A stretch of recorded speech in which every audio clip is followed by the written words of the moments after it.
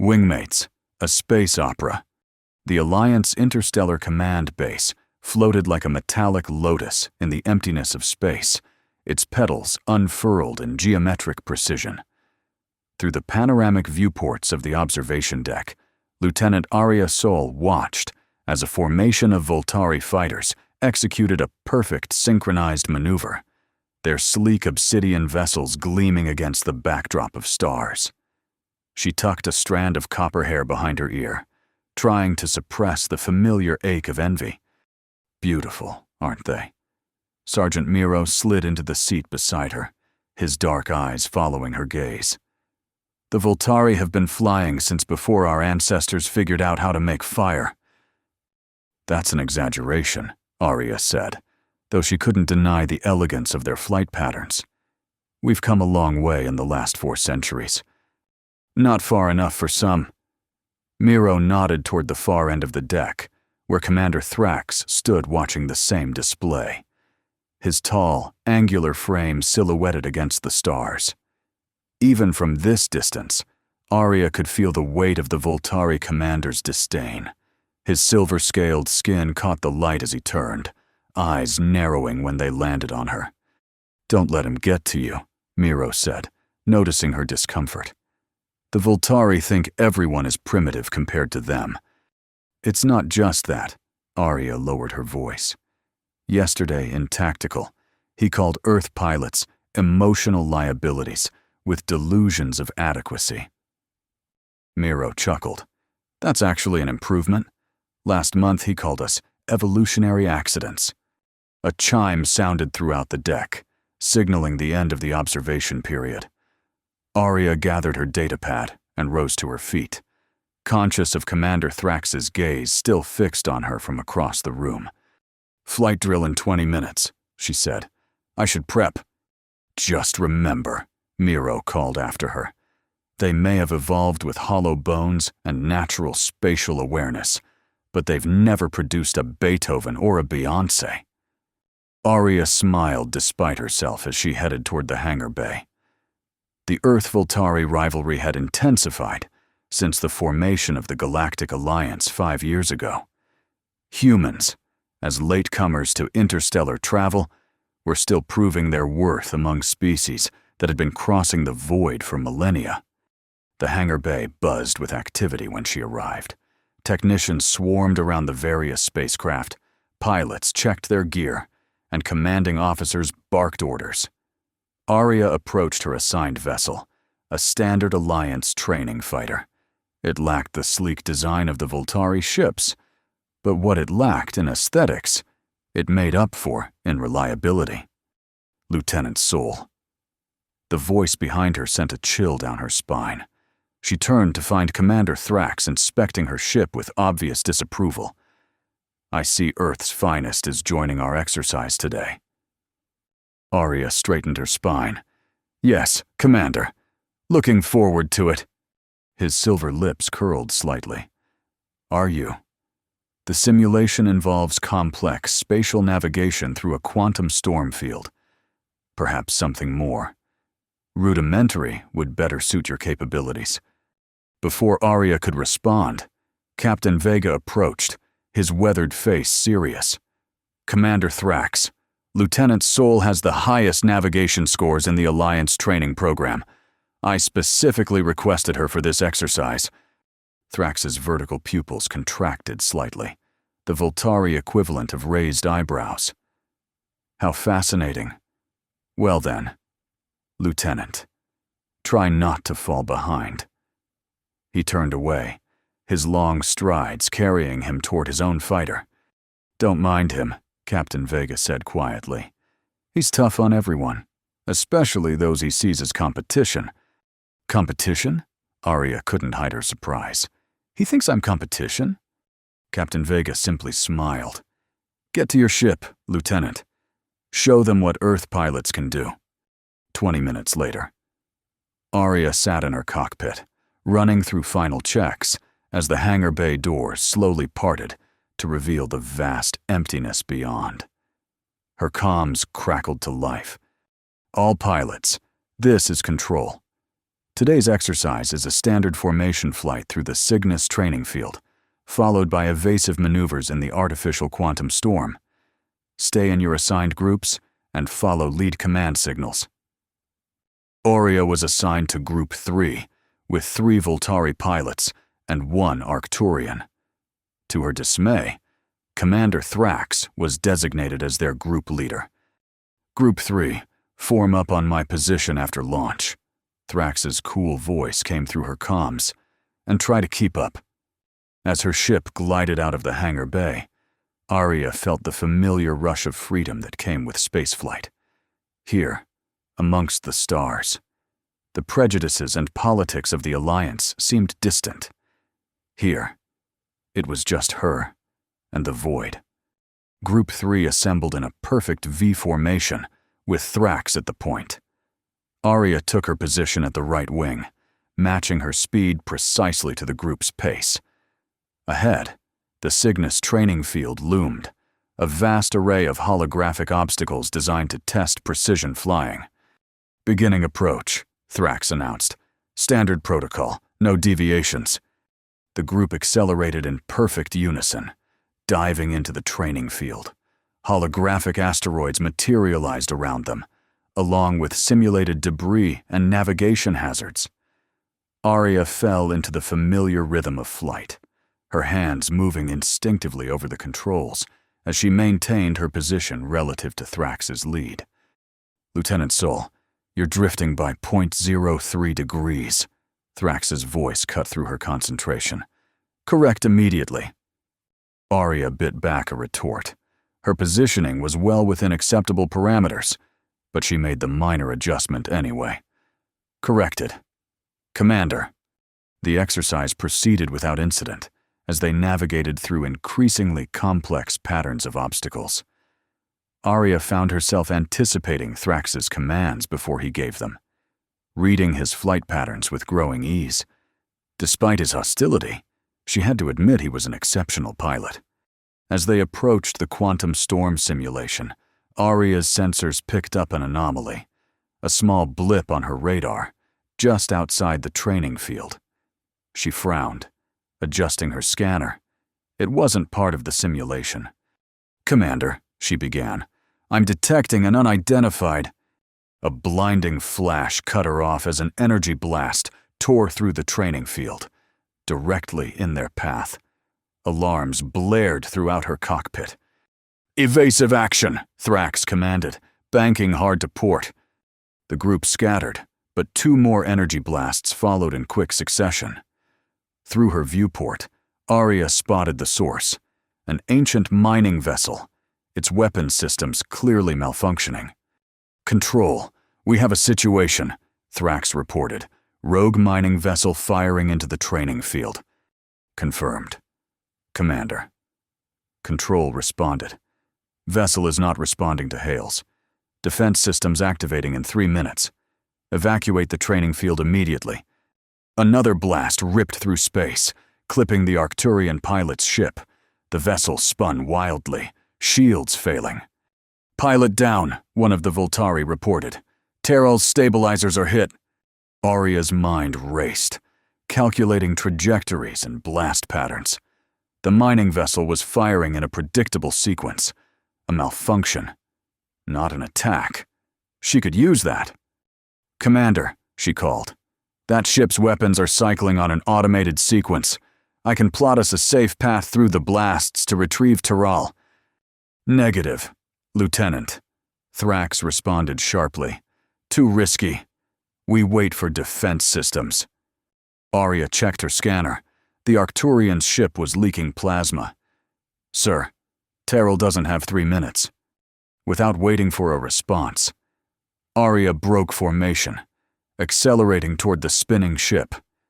Behind her, she heard Thrax's furious command to return to position, but she focused on the pattern of the blasts, weaving her ship through the deadly energy beams with precision. Reaching the damaged vessel, she extended her ship's tractor beam, stabilizing the Arcturian craft. I've got him, she reported. Plotting escape vector now. Lieutenant Sol, Thrax's voice was cold with fury. You are in direct violation of— Sir, with respect, I'm a bit busy not dying right now, Arya interrupted, concentrating on the blast pattern. If you want to help, I could use cover on the starboard approach while I tow Terrell out. A tense silence followed. Then, Group 3, provide cover for Lieutenant Sol. Delta formation. To her surprise, the Voltari ships moved into protective positions around her as she carefully navigated back through the field of fire, towing the damaged vessel. One particularly close blast rattled her shields, but the Voltari pilot on her right took the brunt of it, his superior shields absorbing the impact. Finally clear of the danger zone, Arya released the Arcturian ship to the emergency medical team that had arrived on scene. As she docked her vessel back in the hangar bay, she braced herself for the reprimand that was sure to follow. Sure enough, Commander Thrax was waiting for her as she climbed out of her cockpit, his tall frame rigid with anger. "Lieutenant Sol," he said, his voice dangerously quiet. "Your reckless disregard for chain of command endangered not only yourself, but the entire squad." Arya met his gaze steadily. "With respect, Commander, if I had waited for authorization, Terrell would likely be dead." "You got lucky," Thrax hissed, stepping closer.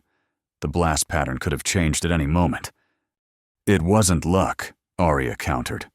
"It was a standard Type C mining laser on an automated cycle.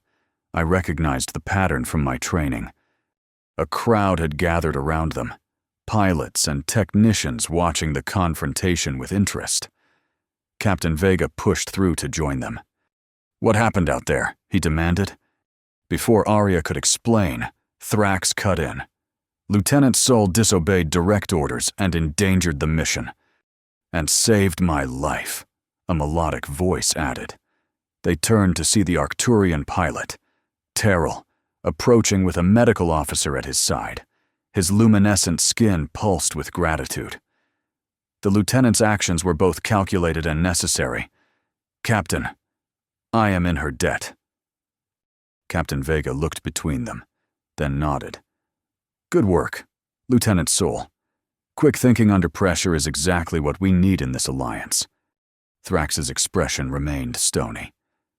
"Quick thinking without discipline is a liability. Captain, the lieutenant needs proper guidance." He turned his piercing gaze to Arya. "Which is why I am requesting that she be assigned as my wingmate for the remainder of the training cycle." A collective gasp rippled through the onlookers. Being chosen as a Voltari's wingmate was both an honor and a notorious challenge, especially when that Voltari was Commander Thrax.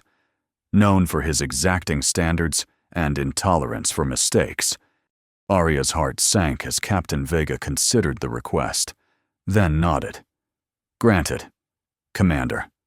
Lieutenant Sol will report to you tomorrow at 0600 hours." As Thrax walked away, Sergeant Miro sidled up to Arya. "Well," he said quietly, "looks like you impressed him after all." "That wasn't about being impressed," Arya replied, watching Thrax's retreating form. "That was about punishment." The following morning, Arya arrived at the training deck at 0545, determined to be early. To her surprise, Commander Thrax was already there, standing beside two sleek training vessels, unlike any she'd seen before. "Lieutenant," he acknowledged without looking at her. "These are Voltari Talon-class interceptors. You will be flying the one on the right." Arya approached the ship with undisguised awe. The Talon was legendary among Alliance pilots, faster, more responsive, and more powerful than standard fighters. They were rarely allowed to be piloted by non-Voltari. "Sir, I'm not certified on Voltari vessels," she said cautiously. "Hence the training," Thrax replied, finally turning to face her. "Wingmates must be capable of flying in perfect synchronization, regardless of circumstances. If you cannot master a Talon, you are of no use to me." He tossed her a neural interface band, a slender circlet designed to enhance pilot ship integration. Put this on. It will help you adjust to the Talon's response systems. Arya slipped the band onto her forehead, feeling the strange tingle as it activated, connecting with her neural pathways. What's our training objective today? Survival, Thrax said simply, climbing into his cockpit. The training session was brutal. Thrax pushed her through maneuvers that tested the limits of both the ship and her abilities. The Talon responded differently than any vessel she'd flown before, more sensitive, almost intuitive in its movements. Several times, she nearly crashed attempting to match Thrax's impossible precision. "You're fighting the ship," he told her after a particularly difficult sequence. "The Talon reads your intentions. Trust it to follow through." "It's not the ship I'm having trouble trusting," Arya muttered under her breath. If Thrax heard her, he gave no indication. "Again," he commanded. "Match my pattern exactly." By the end of the 4-hour session, Arya's muscles ached, and her head throbbed from the neural interface.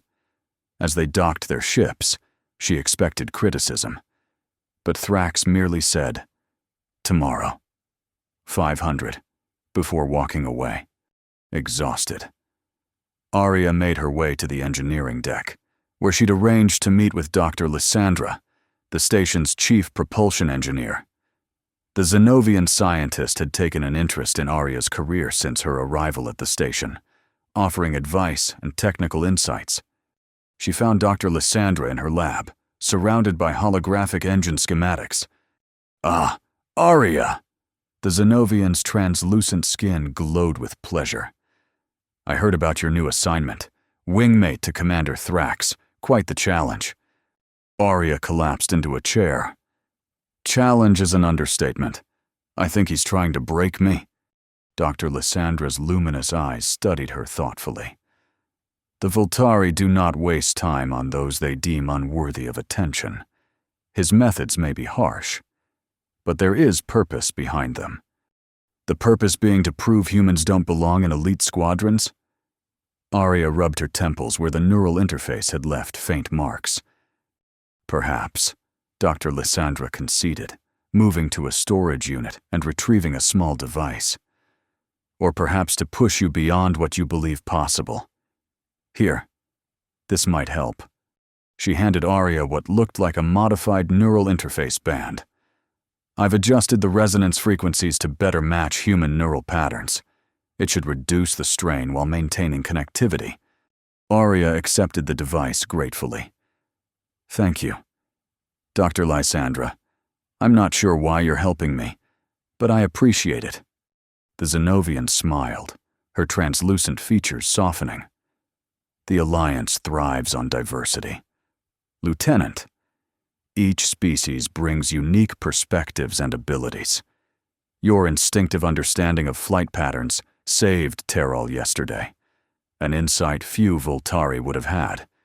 That night, lying in her quarters, Arya reviewed the day's training footage, analyzing Thrax's movements and techniques. There was an efficiency to his flying that she admired despite herself. No wasted motion, no hesitation. If she was going to survive as his wingmate, she needed to understand his methods. The following weeks fell into a grueling pattern. Each morning, Thrax pushed her through increasingly difficult flight exercises. Some days they practiced combat maneuvers. Others focused on precision navigation or rescue protocols. Throughout it all, his criticism remained sharp and unrelenting. "Your response time is still too slow," he would say. Or, "A Voltari child could execute that turn more precisely."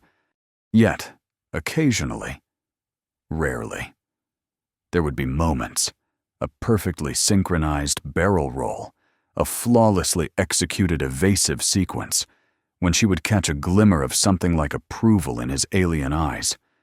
Between training sessions, Arya spent time with Sergeant Miro and Dr. Lysandra, who provided both technical support and moral encouragement.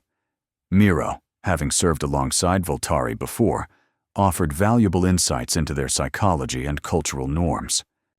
They value precision above all, he explained over dinner in the mess hall. Emotion is seen as a distraction, not a strength. That's why they find humans so confounding. We embrace what they spend lifetimes trying to suppress.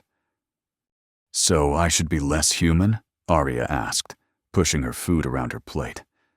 No, Miro said firmly. You should be exactly who you are. That's what will ultimately earn their respect, not mimicking their ways, but excelling in your own. Dr. Lysandra provided more practical assistance, helping Arya fine-tune her neural interface and teaching her about Voltari ship systems. Their technology is partially biological, she explained, showing Arya schematics of the Talon's internal structure. It responds to intention as much as direct input. That's why the neural connection is so important. Despite their support, doubts plagued Arya. During a particularly difficult simulation, when she failed to navigate a complex asteroid field to Thrax's satisfaction, she finally snapped. "Nothing I do is good enough for you," she said as they exited their ships. "What's the point of this training if you've already decided I'm inadequate?" Thrax regarded her coldly. "The point, Lieutenant, is to determine whether humans are capable of the precision required for elite combat units, or if your inclusion in the Alliance is merely a political courtesy. We've proven ourselves a dozen times over," Arya retorted. "Earth fighters were crucial in the Battle of Proxima. We held the line at Tau Ceti. What more do you want from us?" "From us?" "Nothing." Thrax stepped closer, looming over her. "From you? Perfection. Because anything less gets wingmates killed." Before she could respond, he turned on his heel. "Meet me at Hangar 6 tomorrow at 0700. Bring environmental gear." The next morning, Arya arrived at the specified hangar to find Thrax loading equipment into a shuttle. "Where are we going?" she asked, stowing her environmental suit in the cargo compartment. "Training exercise," he replied curtly. "Nebula navigation." They departed the station in silence, Thrax piloting the shuttle toward a nearby nebula, a vast cloud of dust and gas that shimmered with radioactive particles. As they approached, Arya studied her scanner readings with growing concern. "Commander, this sector is marked hazardous due to corrosive gas concentrations. Standard protocol recommends." "I am aware of the protocols, Lieutenant," Thrax interrupted. "The real battlefield rarely conforms to safety recommendations." He brought the shuttle to a halt just outside the nebula's perimeter. "We will take the Talons from here. The exercise is simple. Navigate to the center of the nebula, retrieve a beacon, and return to the shuttle." "In corrosive gas?" Arya questioned. "The Talon's external sensors will be compromised." "Hence the challenge." Thrax moved toward the shuttle's rear compartment, where 2 Talon fighters were docked in miniaturized transport configuration. "You'll have to rely on instinct and the neural interface." As they prepared their ships, Arya couldn't shake the feeling that this exercise was more than a training mission. There was a tension in Thrax's movements, a deliberateness that suggested personal stakes. Once launched, the nebula loomed before them like a vast, glowing storm cloud.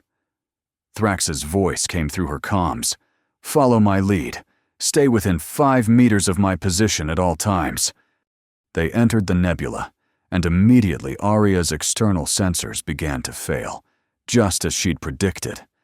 The gas clouded her viewport, reducing visibility to mere meters. The neural interface buzzed uncomfortably against her skull as the ship's systems struggled to compensate. "Commander, I'm losing sensor functionality," she reported, adjusting her controls to maintain position. "As expected," came his calm reply. "Use the interface. Feel the ship's position relative to mine." Arya took a deep breath and focused on the neural connection, allowing her consciousness to merge more deeply with the Talon systems. Gradually, she became aware of Thrax's ship as a presence in her mind, a shadow moving through the mist. They progressed deeper into the nebula, the gas growing thicker and more corrosive. Warning lights flashed across Aria's console as the ship's external components began to degrade. "Hull integrity at 87%, she reported. "If we proceed much further, we risk system failure." "Noted," was Thrax's only response as he continued forward. Minutes later, they reached the center of the nebula, a relatively clear pocket where a small beacon pulsed with blue light. Thrax maneuvered his ship alongside it. "Beacon retrieved," he announced. "Return journey commencing." As they turned back, Aria's ship suddenly shuddered violently. Alarms blared throughout her cockpit as multiple systems began to fail. "Commander, I have critical engine damage," she reported, fighting to maintain control. "The corrosive gas has breached my propulsion seals." "Can you maintain flight?" Thrax's voice remained maddeningly calm. Aria checked her rapidly deteriorating systems. "Negative. I have maybe 5 minutes of maneuvering power left." There was a pause. Then, "Abandon your vessel, Lieutenant. The emergency beacon will guide you back to the shuttle." Aria's heart sank. Abandoning a ship, even in training, was considered a major failure. But as her engines continued to deteriorate, she had little choice. She prepared the ejection sequence, then hesitated. "Wait," she said, studying her scanner. "The gas concentration is highest in this area. An unprotected ejection would expose me to lethal levels of corrosion." "Your environmental suit will protect you," Thrax replied. "For approximately 10 minutes, Aria countered. "The shuttle is at least 15 minutes away at my maximum EVA thruster capacity." Another pause. Longer. This time. Then, "Understood. Maintain position. I will tow your vessel out." To her surprise, Thrax's ship circled back, extending a tractor beam that locked onto her failing Talon. The sudden jerk as the beam engaged nearly threw her from her seat. "Divert all remaining power to your forward shields," he instructed. "They will help deflect the corrosive particles as we move." Aria complied, watching as her ship's power levels dropped precipitously. With the tractor beam pulling her vessel, they began the slow journey back through the nebula. The strain on Thrax's ship was evident. His engines glowed white-hot with effort, visible even through the thick gas. "Your engines are overheating," she warned. "You need to reduce power, or you'll trigger a cascade failure." "Unavoidable," Thrax replied tersely.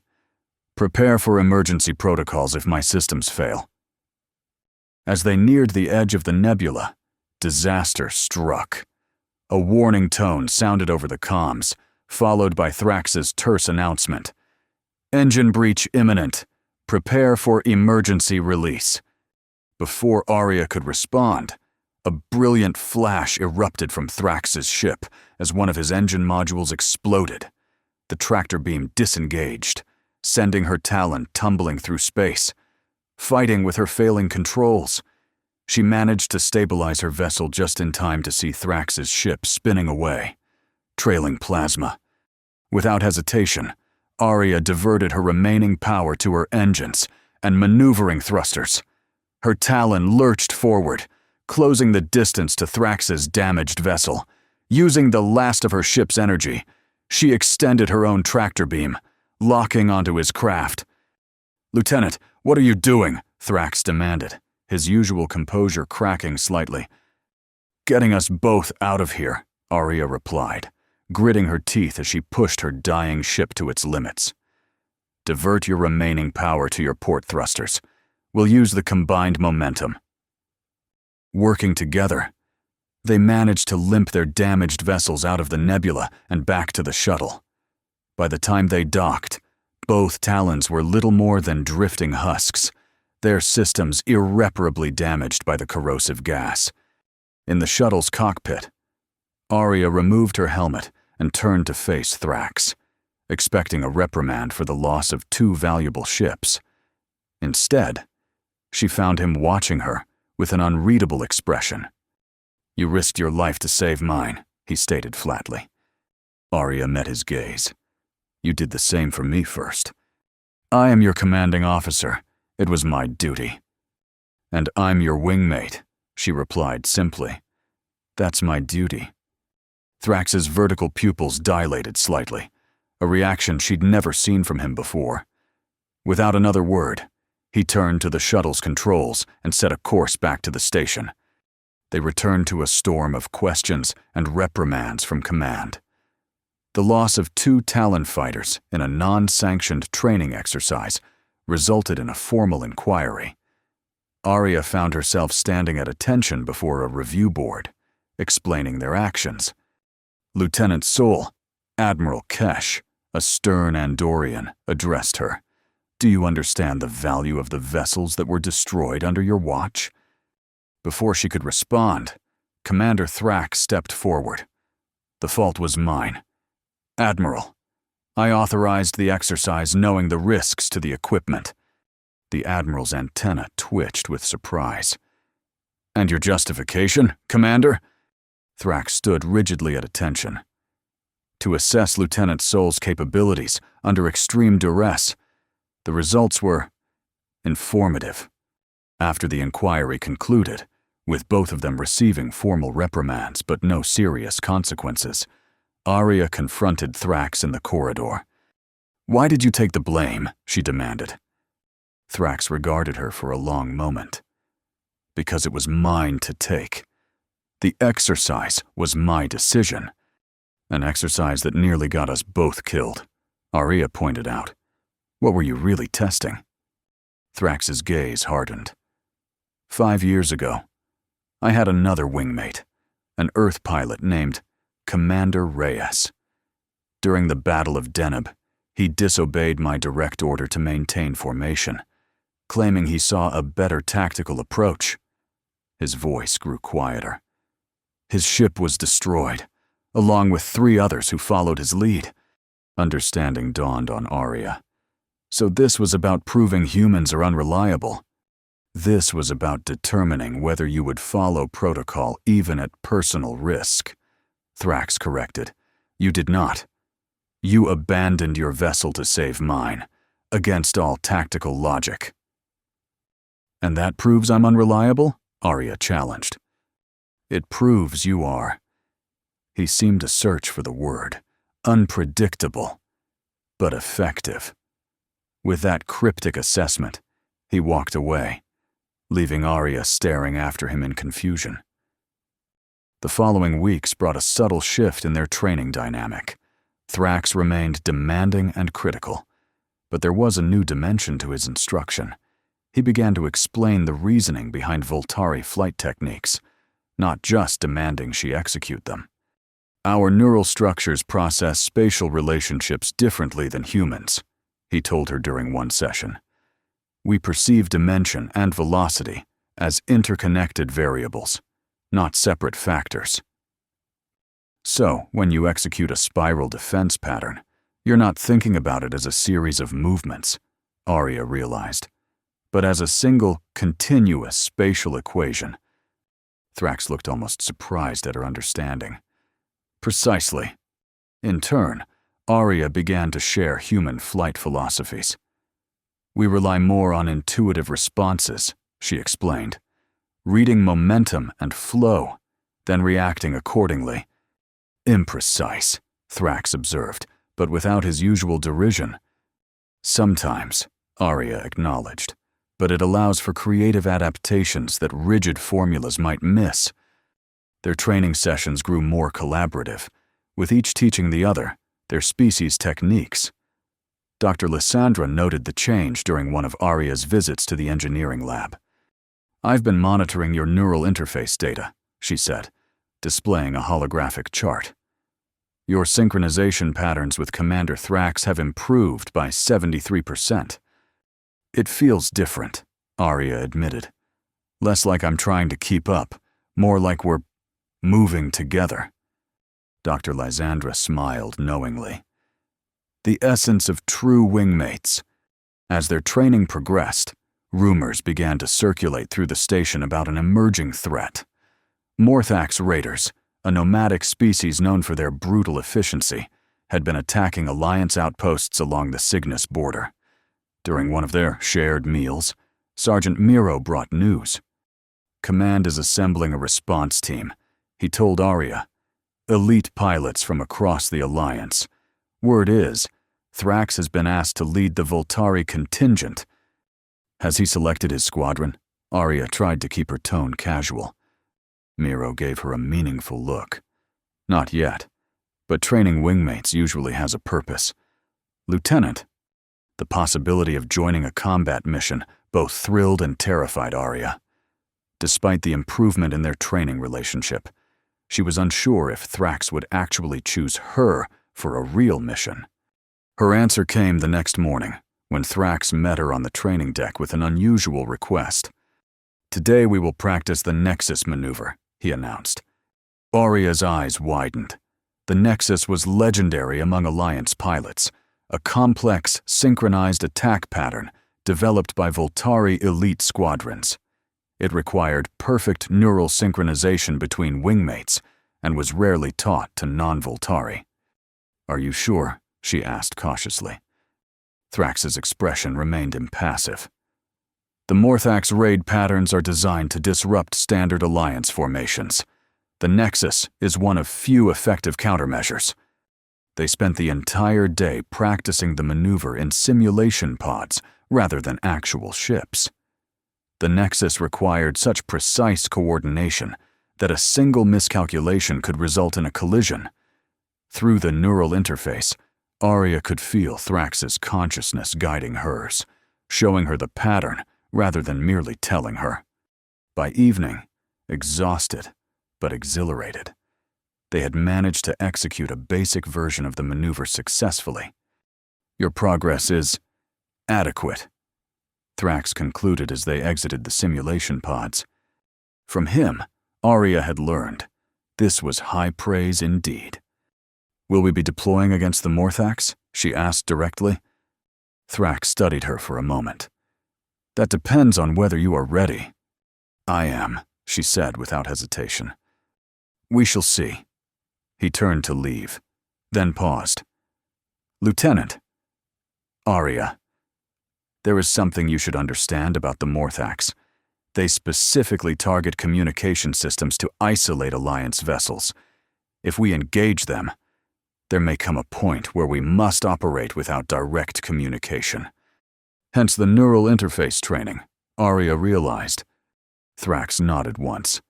Rest well. Tomorrow's session will be more demanding. 3 days later, the alert came. Morthax raiders had attacked an Alliance science station in the Cygnus sector. All available combat pilots were ordered to assemble in the main hangar bay. Arya rushed to her station, heart pounding with anticipation and anxiety. Captain Vega stood before the assembled pilots, his expression grim. The Zenovian research outpost at Cygnus Delta has issued a distress call. Morthax raiders have disabled their defensive systems and are attempting to breach the station. Our mission is to engage the raiders and provide cover while evacuation ships retrieve the scientific personnel. He gestured to a tactical display showing the outpost surrounded by Morthax vessels. We will deploy in 3 squadrons. Alpha Squadron will engage the main Morthax force.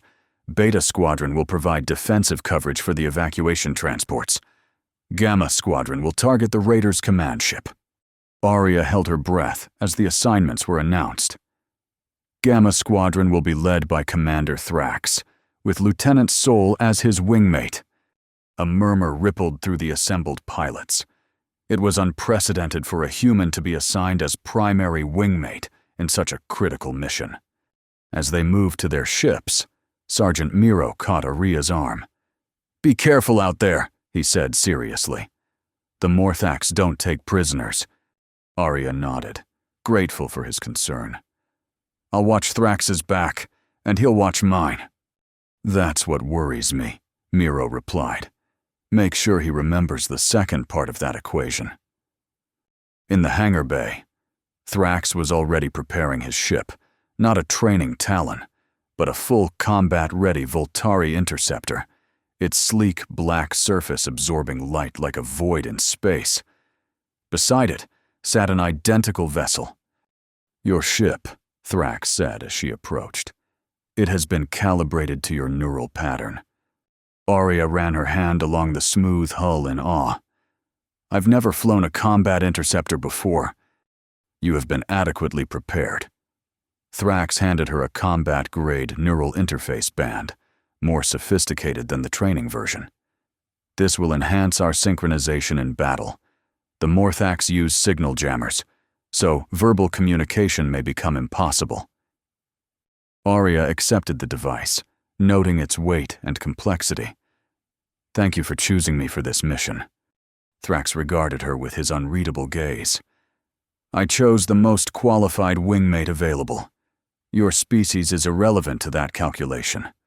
Coming from him, it was perhaps the greatest compliment he could offer. 30 minutes later, they launched from the station, joining the formation of Alliance vessels heading toward the Cygnus sector. Through her viewport, Arya could see ships of various designs representing the diversity of the Alliance: the crystalline vessels of the Arcturians, the massive carriers of the Andorians, the sleek fighters of the Voltari, and the sturdy practical ships of Earth. As they approached the Zenovian outpost, the Morthax raiders came into view. Their ships resembled predatory insects, with sharp, angular hulls and protruding weapon arrays. They moved with unnerving coordination, swarming around the besieged research station. "All squadrons, engage according to mission parameters." Captain Vega's voice came through the comms. "Weapons free."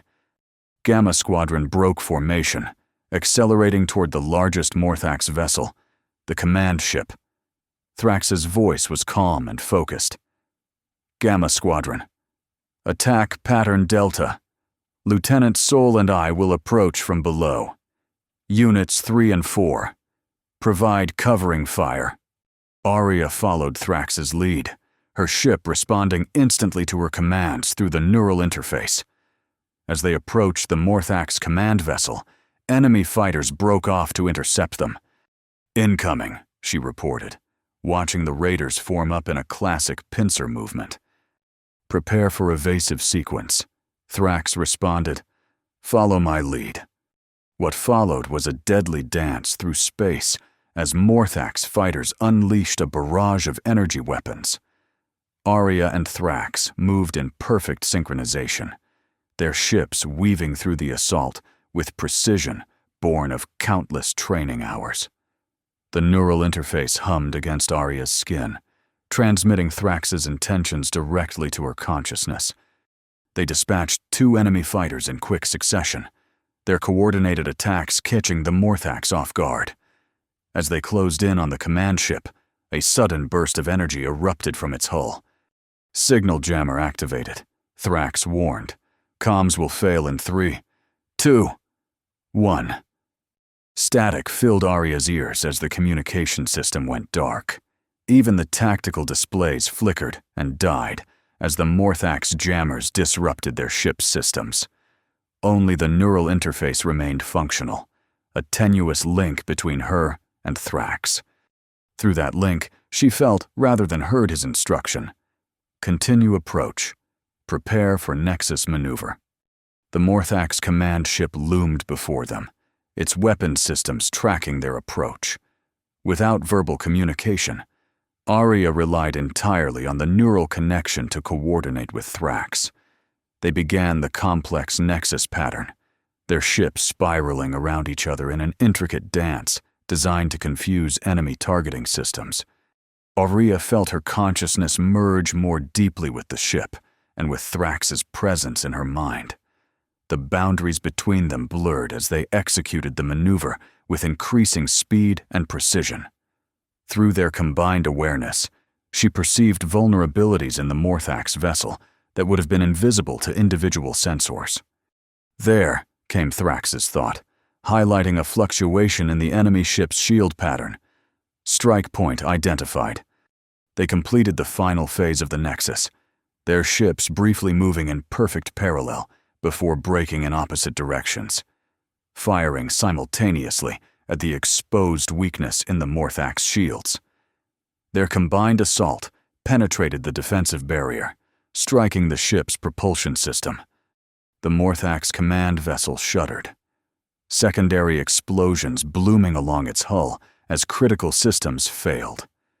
Without central coordination, the Raider squadron fell into disarray. Satisfaction flowed through the neural link, not just Thrax's, but a shared emotion that belonged to neither of them individually. They had succeeded where many would have failed, their disparate approaches combining to create something greater than either could have achieved alone. As they circled back to assess the damage, a surviving Morthak's fighter emerged from the command ship's shadow, weapons blazing. The sudden attack caught them off guard. Energy blasts struck Thrax's ship, sending it spinning out of control, trailing plasma from a ruptured engine housing. Alarm shot through Arya as she felt his pain through the neural connection. Without hesitation, she positioned her ship between Thrax and the attacker, absorbing a barrage meant for his damaged vessel. Her shields flared dangerously as she returned fire, destroying the Morthak's fighter with a precision shot. Status? She projected through the neural link. Critical engine damage, came his strained response. Navigation compromised, structural integrity at 40%. Arya quickly assessed their situation. The evacuation was still underway, and the rest of the Morthak's fleet, though disorganized, continued to attack the research station. They needed to get Thrax's damaged ship back to safety, but the path was blocked by ongoing combat. Through the neural interface, she transmitted her plan, a modified version of the Nebula escape, using her ship to shield his as they navigated through the battlefield. It was risky. Any significant hit to her vessel would leave them both vulnerable, but the alternatives were worse. She felt his resistance, his unwillingness to put her at risk. Your ship cannot withstand sustained fire. It doesn't need to, she responded. It just needs to get us through the combat zone. Trust me. A moment of hesitation. Then acceptance flowed through the link. Arya moved her ship into position, extending a stabilizing beam to Thrax's damaged vessel. Together, they began the perilous journey back toward Alliance lines. The battlefield was chaos. Energy blasts and explosive debris filled the space around them as Alliance and Morthak's ships engaged in furious combat. Arya pushed her ship to its limits, her mind working in perfect harmony with the neural interface to plot the safest course through the maelstrom.